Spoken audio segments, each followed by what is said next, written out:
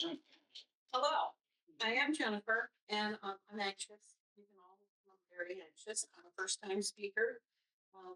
When I was asked to do this presentation by my friend Jim, I said, "What the heck am I going to talk about?" He said, "Jennifer, talk about something you know. Talk about your business. You've been in business 29 years." As a statement, it's up. So here I am. And I think what has brought me here today, speaking to you, is our company commitment to safety and our willingness to learn and how to teach it to our company and our employees. Our willingness to teach is how we attract and retain the employees that we have today. Safety. It is important to teach it first and don't let them forget it. Several of the pictures in my presentation are here to help me to keep on track. Running a small business is challenging in itself. When we first started, our children were young and our business and family grew at the same rates. It is important to teach teamwork and safety at a young age. The little fellow in the red hard hat, that's my son Caleb. In the early years, we had many bring your kids to work days. That's how we had to do it. One of our philosophies was work safe, work hard, and go home safely to your families. We were outdoorsy, we loved nature, and we needed jobs. In 1992, we were newly married with an infant. We had bought our first home, very fixer-upper, and then we decided, let's buy a tree care company. To make it a bit more challenging, in the beginning, we had grit and a nose to the grind attitude. We didn't know tree care. We didn't know its nomenclature. We were not as safe in the beginning as we could have been. We have learned ourselves from many mistakes. In the early years, there were days that I was dragging brush and running ropes for my husband, John, pregnant with a child in a backpack. That was not a safe practice. We created our brand and we gave t-shirts to anyone who would wear them, large or small. We used all our resources, even our draft horses. We were learning from life, successes, and mistakes. Running small business is hard. Running a small business in New York State is even harder. It was an exciting journey. Not only was the work exciting, it was also full of little surprises. Every day we had wonderful, exciting stories to tell anyone who would listen to us. We learned flying squirrels can fly. We learned that honey has a viscosity that does change. We had honeybees swarm and attack us. One day my husband brought home a large chunk of wood full of honey. He brought it in the kitchen. That was a bad idea. We had honey everywhere. We became experts on poison ivy. For several years in the beginning, we even ingested the urushiol oil in our orange juice to try and build up, a tolerance. That didn't work either. It was all a lot harder than we thought. A lot harder. Marriage was hard. Fixing up our house was hard. Raising kids, trying to earn money, trying to work with your husband was hard. We quickly adapted to each challenge and pushed forward. These were also some of our most treasured years, though, because our children were young. We had that dream. You know how everybody says to you, you own your own business, you must have all kinds of free time, you have all this money, it's got to be great. No, it wasn't. One of our first pieces of equipment was a 1967 Ford. We thought our life was going to get so much easier. We now had a bucket truck. It only ran with the hood open. It periodically caught on fire. And we learned the best practice, carry a fire extinguisher. Lots of things happened in our personal and business lives. We were learning from everything and at enormous costs because running a business is hard. Everything was a challenge. Even the economy was in a great recession. We began utilizing and searching out every resource we could. We had to learn more. We had to do better. We joined the New York State Arborists Society a very long time ago. My little flag says 5 years, but we've been on and off with the New York State Arborist Society all along in our journey. Some years we couldn't afford the fee. We just couldn't afford it. We joined the ISA. We became certified arborists. My husband, John, had the luxury to go to every training seminar we could find, bringing home many new and safer techniques. That's the best way. Go to those courses if you can, gain the knowledge. There's nothing better than bringing that back to your guys and teaching them. And the experience that my husband has is astounding. We were members of TCIA at one point. TCIA has a wealth of information, and we use some of those resources in all our programs that we build. But again, the membership fees during our growth period became too exorbitant to maintain. Things were hard. We didn't have the money for that. Yeah. We just had to keep pushing through. It got really hard. We were talking divorce. We had to do something different. Could we sell? Maybe we should sell our business. We had an opportunity to sell. Price was good. There was work for John, but I was told there was no place for you here. So no deal, no sale. We both needed jobs. So back to work we went. Some of the best advice I've ever received was think about your business. We get so busy doing the work, we never think about the business. Think about your business 30 minutes at least every single day. Where are you going? What are you trying to do? What are you learning? What is your goal? We've been so passionate about the work and people and teaching the skill. We never planned for our success. Our company was successful, always had been. I took that advice to heart and started looking at what we could change. What do we have to do? How could we do this? So I started looking at our successes and our mistakes. I analyzed all our cyclical problems that came up every year. I added up the enormous expenses of old equipment, high cost of lack of production, and trying to train our people. Every year we would have new hires. The weather in Central New York is challenging. Our location was challenging. So we would train people in a short amount of time to do all this work, meet production levels, then we'd lay them off. Then we have to start all over again. We needed a business plan. When I realized all the changes we had to make, it was an awakening. Operating our business out of our home was a problem. We had to increase sales. We had to update our fleet. We had to provide a career path for our employees. We needed to purchase a new property. We needed to build a new facility. We needed some money. So we had to look and we had to seek all these things out. It felt like an impossible mission.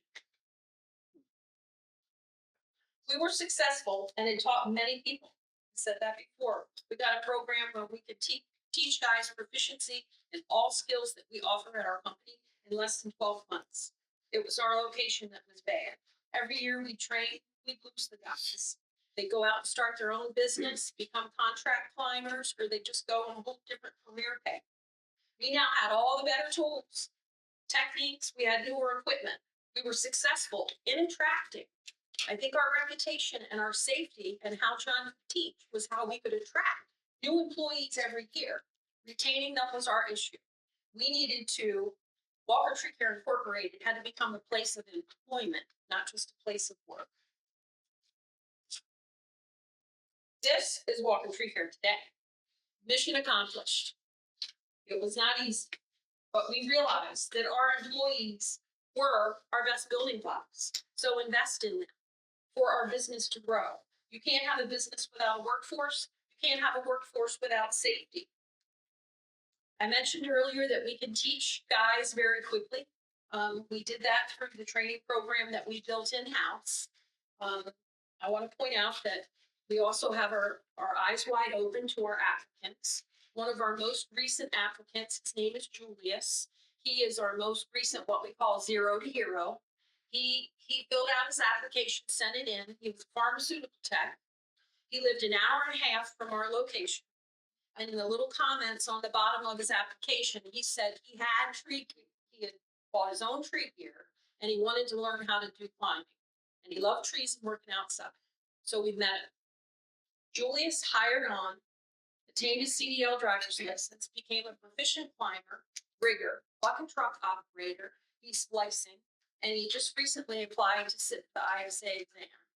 Because he didn't have enough experience, they turned down his application. I think that maybe we could address that a little bit. I'd love to point out that people with the drive, that have the passion that we all do for the industry, maybe should be reevaluated for the applications for the ISA. There's There's value in everybody. When you get those applications, look in, meet the person, okay? Sourcing great employees, training and retaining them. I've been asked in the past, how do you retain the employees? How do you get such a diversified team? In the beginning, our neighbors worked for us. My father worked for us, our aunts and uncles. Now we've got employees. We value them. We've gotten to a point where we can give them benefits. When we go looking for employees, we look outside the box for the town. We ask the right questions. Do you like to work outside? How bad do you have poison ivy? You know, those are important questions to know the person that is applying for you. Know what you need as a company. Understand what the employee needs. Give people that are eager to listen and learn a chance, whether they have experience or not. That's one of our successes in getting our staff, building our staff. Train to retain. Great leaders are always training their replacements. That's our philosophy. There should be no secrets. There were years in the beginning of our business where if somebody learned a skill on our staff, they kept it a secret. They didn't want to tell anybody else what they knew or how they could be more proficient because they felt threatened by their job. You can't have that in this industry. You need to be able to cross-train and you want people to know everything you know. As a strong and successful leader, you are equally invested in the advancement of the team, helping them gain the skills to build their careers. That's going to help you and your company. Promote teamwork. Everyone needs relief and support at all levels, whether it's in the office or in the field. We cross-train all our employees. The ground guy doesn't have to be proficient with cutting the tree down, but he's got to be able to operate the bucket. He's got to be able to get the climber out of the sky. He's got to be able to complete the job if the cutter needs relief. We're redundant with the things that we do. Your shoulders hurt, your knees hurt, your back hurts. Give your guy relief. Give them the skills so that you cannot overwork some of your key players. In our company, everybody's a key player because there's a need for relief. All our staff is equally invested in improving the team for these very reasons. There's no secrets in our company. Too many leaders still don't get it today. Grow your team. Even the brand new employee feels welcome right from the start at our company. The employee can sense when he meets our crews that we're there. We're ready to train you. The anxiousness of a new job is not as overwhelming knowing that the team is behind you. Some don't make it. The work is hard. The environment is challenging. We try our best to raise them to their own level of success within the crew, wherever that might be for each individual. It's expensive. Being committed to safety and training is expensive, but it's worth every single penny. Over our 29 years, we've spent over hundreds of thousands of dollars, and that's a large amount of money for a small company, on training. Not to mention the payroll cost with the training, and not to mention the lack of production and not making any money because we were training. You need to look at it differently, okay? Training needs to be considered a company investment. It is just as valuable as buying a new or a new chainsaw or anything else. In 2021, we decided to expand our training. We were spending so much, we thought we could maybe budget it, tweak it a little, and have it be fun. So we started with some organized training events. Our first event, Arbor Day celebration, we kind of involved the community a little bit. It was mostly about focusing and valuing our crews and their families, because families hear all the complaints when they go home. It's hard, you work late, you're dirty, there's sawdust in your pants, there's sawdust in your folded wallets. I don't know how it gets there. You know, the whole family's committed. We need to value all those things. Our company also offers planting and IPM treatments. So we decided we're going to have those two divisions cross-train each other, because we did have a problem in our company where Division A, tree guys, cutting the trees down, making all this production, and the other side, each of the divisions kind of thought, we make more, we work harder. So we decided, let's let them cross-train each other and learn the value that those divisions are bringing to the company. It was a great experience. It was a great day. Along with celebrating our team, we also wanted to express the need to plant trees. We take them down all the time. Our company tries to tries to encourage that message. Most of our staff have children and have jobs that involve children. We decided, let's allow the kids, all the employees, to take little seedlings to schools for all their students. It was a wonderful feeling, made everybody feel good. It was great. Our second organized training of 2021 was our rec climb. It was relaxed training at one of our facilities, which would be our home, that we weren't using anymore. And it was an opportunity to share knowledge and experience and be in a setting where it's no stress and you felt comfortable asking the questions you're afraid to ask. Okay? We know a lot of climbers. Climbers like to talk techniques and try new things. What better way than to explore it up in the air in a giant oak tree? We invited and they came. We had a thorough gear check and there was a liability waiver that they all had to sign. But we did have a great day. This is Julie's, by the way, our most recent zero to hero. We had some new climbers, some experienced climbers, and some people who just wanted to try. Our company, as I said earlier, we cross-train so that all our ground crew members can experience what it's like up there. The different stressors, the different challenges, the different responsibilities. It's important for the ground guy that's doing this to also have to go up there and do this. 75 feet in the air is high. I didn't expect them all to go 75 feet, but everybody was required to get their feet off the ground so that they could have that level of respect for each task on the job. That also helps in many other avenues. A rec climb is a great day for that camaraderie. The smiles at the end of the day spoke volumes. Everybody likes a little playtime. Everybody likes to get together with their peers and talk tree work.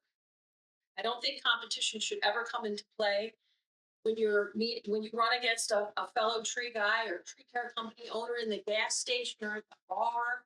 Ask a question. Ask how his day was. There's a lesson and a story that is probably pretty entertaining that might be of value to you. Everyone agreed that they liked the event, so we considered having another. In July, just one little insert in here. In July, soon after our rec climb event, there was a large windstorm that went through our area. Many tree care companies of varying sizes and some contract climbers and some other landscapers with chainsaws and pickup trucks and some other people, I don't know what they were calling themselves. They were all working in all of that vicinity on a major roadway. My staff and myself all noticed all the things that they needed to improve. Some of the people had recently been at our rec climb. They were doing the climbing safe, but there was one guy who was at our rec climb flying a bucket overpowered by the roadway, not certified, and he didn't even have a harness on. And no harness. And it drove me crazy. So we decided maybe we should outreach a little bit. Could we open our training up to these other companies? Would they come? So we did. We hosted our first Tree Climb Alliance. Everyone can benefit from training. Reach out, ask. We work with a lot of the municipalities in our villages, and they have chippers and they have chainsaws, but they don't have roadside signs. They don't have cones. They're not doing it safe. So we reached out to a lot of people, not sure if they were coming. And we held a Tree Climb Alliance, our first annual. In just a few days, the registration was full at 60 registrants. We had 4 stations. We had a chainsaw safety station, which is very important. They're used every day, all day. They use them you use chainsaws in very unusual circumstances, high or low.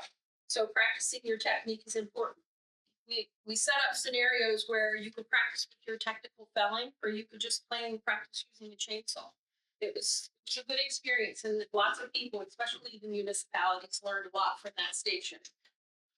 We also set up a manual, we used the manual for uniform traffic control devices, and we set up a roadside safety seminar. Roadside safety is no joke. Tossing a few cones out on the road is not good enough. We've all seen a bucket truck parked next to a telephone pole on a 55-mile-an-hour roadway with a 12-inch, I don't even know, they look like little field hockey cones next to their bumper. That's not a safe parking zone. Drives me crazy about that. It's important to understand how to set one up.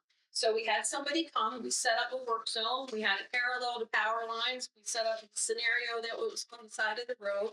Many people, even the municipalities, learned, let's do it safer. We had a stop the bleed seminar. The common first aid kit really doesn't cover large wounds. Climbing trees with chainsaws can be your risk, okay? Working with chippers and other associated tools that we work with can cause a large injury. The number one cause of preventable death after injury is bleeding. We held this Stop the Bleed class because it's important. Your crew members are the ones that possibly could save your life if you have one of these bleeds. So everybody at the Tree Climb Alliance was certified in Stop the Bleed. It's a lot of talk. Oh, come on. You're good. We had an aerial rescue training station. This is one of the things we love the most. We do cross train. We require our ground guys have got to climb enough to get the man who could be injured. We use a dummy called Joe out of the tree. He doesn't have to be able to get up there quickly. He has to get his teammate down. Okay? We run across so many companies, whether it's the gas station, the bar, or driving by, that they've never practiced it, ever. And that turns my stomach. It makes me very upset. There are many of what we call contract climbers in our industry. Clayton, one of the cute little toe-headed boys earlier in the seminar, is my son. He's 28. He's a contract climber. He knows how to do it, but other people don't know how to save him. So I actually we invited the company that my son contract climbs for on purpose, finagled it. So we taught them how to get my son out of the tree because nobody else on their crew knows how to climb. So we taught the scenario where your non-climbers can assist to get the guy to the ground. Calling 911 might not always help. The EMS guys might show up, have a big, bright, shiny truck with lights on it, but have no concept of how to get a guy out of the air. So we set up this station, and it was very valuable. Our company, and I think every company, if you send a climber out, there should be a rescue climber. It's expensive. Raise your estimate. Send 2 climbers to the job. I'm almost at the end. The expense for safety training, as you well know, is a challenge, but you must be dedicated to it. Our work is dangerous, from bee stings to much larger injuries. Even with the best training and safety, there's always potential for risks. You must be prepared for it. We pay for training to remove that roadblock for our employees. We've gotten to a position where we can afford to do that. It's important. Build your budgets. If you own a small business, start building your budget accordingly. Be transparent. Don't pay cash. Pay him on the payroll. Get that money in your budget. Start working with it so that you can train your company. Safety, so that everybody goes home. This picture. Shake my head every time I see it. Several weeks after our Tree Climb Alliance event in the early morning, I began to get phone calls, texts, videos. I got sent an address link. I drove to the location, and this is what I saw. October 14th, 2021. This is the picture I took. Not everybody knows how to do tree work safely. It's also important that you teach your clients. Don't always go with the low bid. Maybe shoot in the middle. If I'm high, go with me, but don't go with the low guy. It's dangerous. So over a dozen people from our community had called me and said, Jennifer, you need to do something. I don't like conflicts. I've attempted this before. It doesn't end up well. But I felt it was my obligation. Once you know better, you must do better. So instead of having an escalated conflict with the guy who was doing this quality work, I called the property owner and I met the property owner at the job site. Thankfully, he fired the guy. We took down the tree, which was a 38-inch DPH black walnut tree at a high traffic 4-way stop sign in our village near Powell. We took the tree down for nothing. No cost, just to protect everybody's interest. And it did make a statement. The guy, his name was Rick, who was doing the work. He was hot. He was not happy And he said that I was going to damage his reputation because I was finishing his job. I did not laugh. He was really mad. He drove into the job site, hit a cone, got out in his shorts and his sneakers and started yelling at me. And he said, I'm doing it safe. At one point, he even had a 6-inch deck screw that he was holding in my face, telling me that this screw was going to hold his 2x4s on and he was going to be fine. This is what I learned. Some people you can't teach. They're not willing to learn. So, can't get everything. But we tried. And I did what the community expected me to do. I also changed my phone number. Training has residual positive effects as well. Improves morale. Lets your employees know you are serious and care about their safety. Gives your employees confidence in your ability to lead. Okay? Sets a standard with your employees and in your community that you are a company with safe practices. It builds relationships in your community that opens doors for bigger contracts. Okay? It helps with employee retention. I always try to speak in a manner to empower. There is enough defeat, stress, and cynicism in the world already. Be a positive force. For me, I see the person first, not just the employee. I feel that there is a valuable component in each and every relationship that we run into. Our employees, the ones that have come and gone, which is nearly 100 from our company, we have a good relationship with each and every one of them. They know we cared for them as a person first, not just as an employee. Just about everyone who has crossed our paths has been supportive to us and our company. I feel this is because we have always remained authentic. Really do love the trees, we like the people, and we love the work. That's it for me.